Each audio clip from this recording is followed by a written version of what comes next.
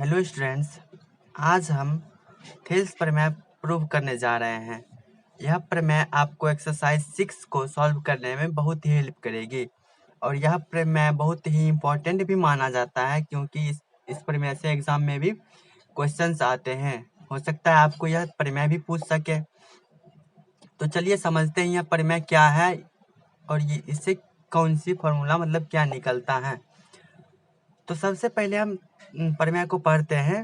Thales प्रमेय के अनुसार क्या बोलता है ये कि किसी त्रिभुज के एक भुजा के समांतर खींची गई रेखाएं अन्य दो भुजाओं को एक ही अनुपात में विभाजित करती है। अर्थात अगर हम कोई भी त्रिभुज लें, चाहे वो समकोण त्रिभुज हो, समद्विबाहु त्रिभुज हो या समबाहु त्रिभुज है, तो उस त्रिभुज के एक भुजा के समांतर अगर हम कोई रेखा खींचेंगे तो वह भुजाओं को एक ही अनुपात में विभाजित करेगा। आपको ऐसे में समझ में नहीं आ रहा है तो चलिए हम फिगर के थ्रू इसे हम समझ लेते हैं। तो सबसे पहले हम यहाँ पे एक फिगर ड्रॉ करेंगे। साइड में यहाँ कर लेते हैं। यहाँ से हम फिगर ड्रॉ कर लिए हैं। यहाँ इसका नाम दे देते हैं। यहाँ से हम इसका नाम भी दे दिए हैं। अब इसमें क्या प्रूव करना है कि कोई त्रिभुज है तो उसके एक भुजा के समांतर, चाहे हम इस भुजा के समांतर यहाँ से रेखा खींचे या फिर AC के समांतर हम ऐसे खींचे या फिर BC के समांतर हम ऐसे खींचे, ये अन्य दो भुजाओं मतलब एक भुजा को इसे हटाने के बाद अन्य जो दो भुजा बचेगी इसको समानुपाती करेगी, मतलब कि एक ही अनुपात में विभाजित करेगी। तो हम मान लेते हैं कि BC के ही समांतर एक रेखा यहाँ से खींच देते हैं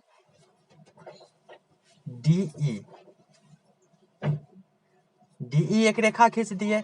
अब हमें प्रूव करना है कि AD बाय DB जो है वो AE बाय EC होगा। यही थेल्स प्रमेय कहता है। तो सबसे पहले जो हमें इस प्रमेय में दी गई है उसे हमें लिखना होता है। तो मान लेते हैं कि माना कि इसमें क्या हम लिखेंगे कि माना कि ABC एक त्रिभुज है, जिस त्रिभुज के भुजा BC के समांतर DE एक रेखा खींचे है जो AB तथा AC को D एवं E बिंदु पर विभाजित करती है मतलब कि बांटती है या प्रतिच्छेद करती है मतलब काटती है। तो हम चलिए जल्दी से लिख लेते हैं। तो देखिए यह थ्योरम क्या बोलता है कि माना कि ABC एक त्रिभुज है। यहाँ सॉरी हम समद्विबाहु लिख रहे थे, अपना मन से हम कुछ नहीं लिखेंगे यहाँ।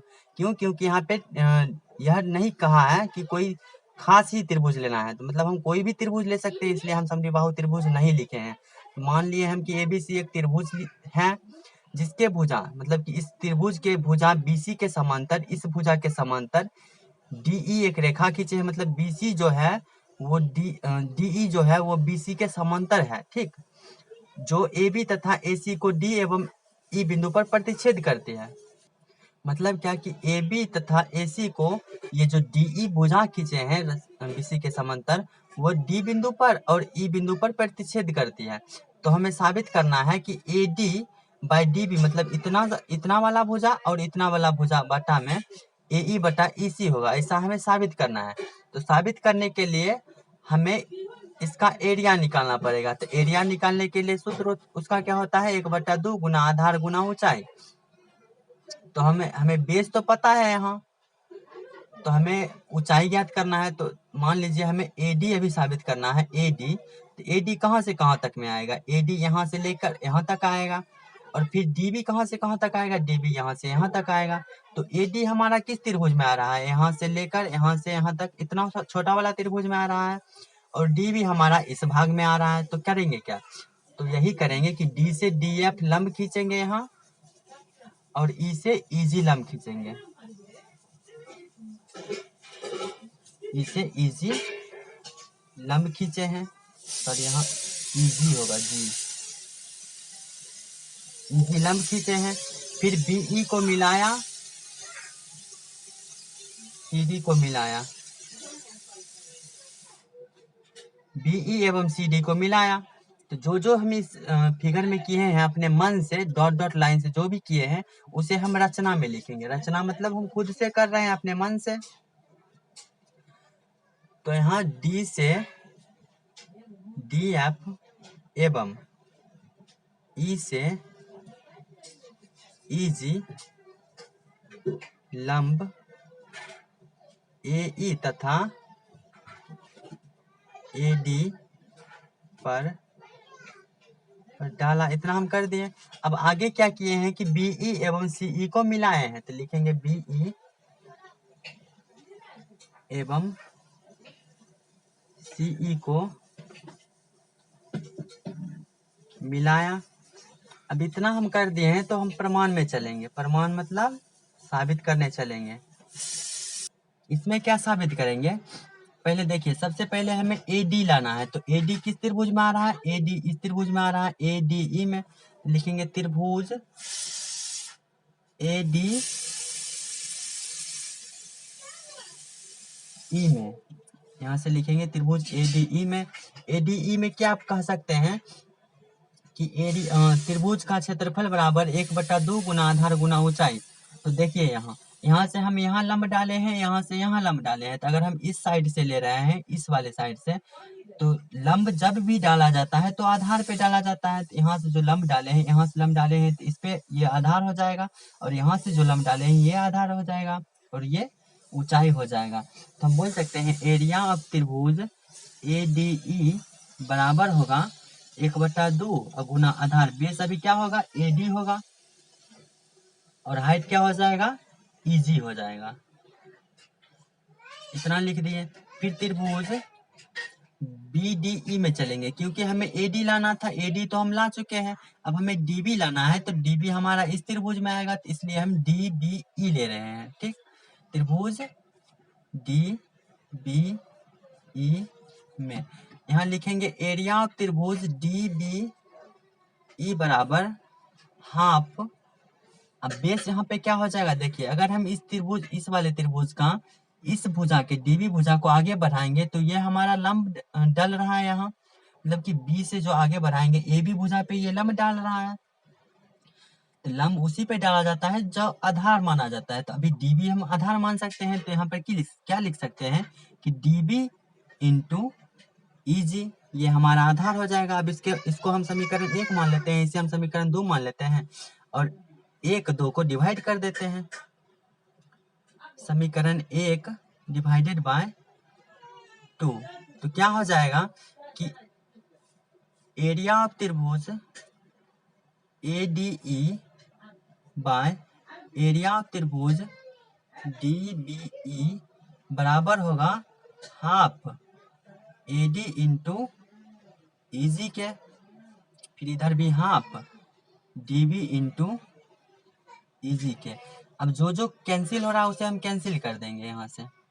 तो क्या बचा, इसको हम इससे डिवाइड करें तो ये कट गया, ये कट गया, तो इधर जैसा बचेगा वहाँ हम लिख देंगे एरिया ऑफ त्रिभुज ADE बाय एरिया ऑफ त्रिभुज DBE क्या हो गया, AD बाय DB। इसे हम समीकरण 3 मान लेते हैं।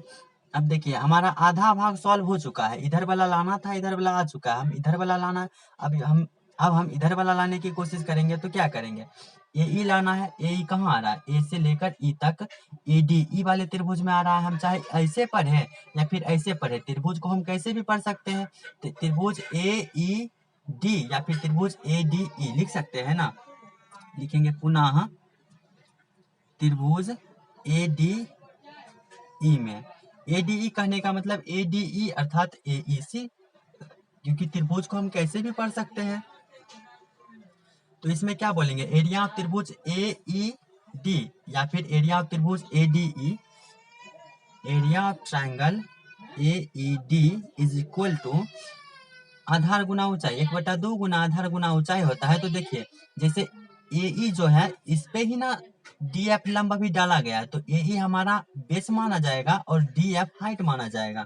तो 1/2 इंटू बेस क्या होगा, AE, तो बेस हमारा AE हो गया, इंटू हाइट क्या होगा, DF होगा, तो DF। इससे हम समीकरण 4 मान लेते हैं। इसी प्रकार से क्या होगा, इसी प्रकार त्रिभुज। अब देखिए हमें EC लाना है, तो EC यहाँ से यहाँ तक आ रहा है। तो जिस तरीके से हमें DB लाना था तो हम ये त्रिभुज लिए थे, उसी तरह से हमें EC लाना है, तो हम इस त्रिभुज को ले सकते हैं। तो लिखेंगे ट्रायंगल ट्रायंगल ई सी ई डी में, सीईडी में क्या बोल सकते हैं, सीईडी में बोल सकते हैं कि एरिया ऑफ ट्रायंगल सीईडी या फिर सीडीई, दोनों बात एक ही है, ठीक। ऐसे सीईडी ही लिख देते हैं, आपको दिक्कत नहीं होगा समझने में। सीईडी में क्या हो जाएगा, हाफ आधार अभी क्या हो जाएगा, जैसे हम इधर बढ़ाएंगे इस भुजा को सीई को, तो हमारा डीएफ लंब डाला गया है, तो हमारा इसी वाला साइड ना आधार माना जाएगा, तो इसलिए हम इसी को हम आधार मान लेते हैं। और गुना ऊंचाई, ऊंचाई हमारा डीएफ हो जाएगा। अब इसे हम 5 मान लेते हैं। समीकरण 4 को 5 से डिवाइड कर देंगे।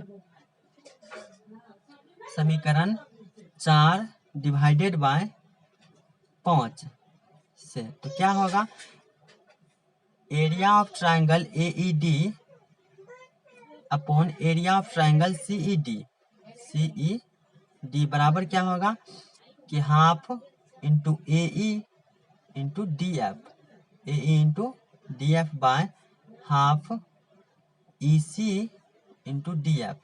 अब हमें डी एफ कैंसिल करना होगा, हाफ से हाफ कैंसिल हो जाएगा, तो इधर क्या बचेगा, area of triangle A D by area of triangle C D बराबर हो जाएगा ए बाय ई सी के।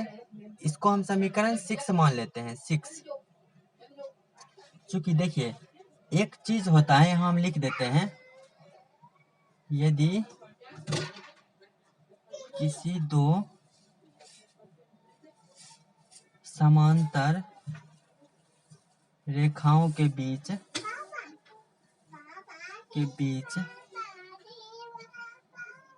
कोई त्रिभुज बने,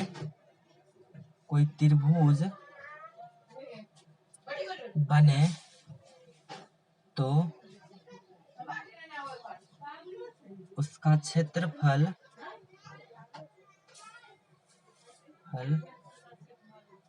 आपस में बराबर होता है। मतलब ये एक फॉर्मूला समझ लीजिए कि अगर दो समांतर रेखा के बीच अगर कोई भी त्रिभुज बन रहा है तो उसका क्षेत्रफल आपस में बराबर होगा। तो हम देख सकते हैं कि बी सी जो है वो डीई के समांतर रेखा है, और इस दोनों के बीच में ये त्रिभुज और ये त्रिभुज बन रहा है। मतलब कि बी डी ई और डीई सी दोनों का क्षेत्रफल बराबर होना चाहिए।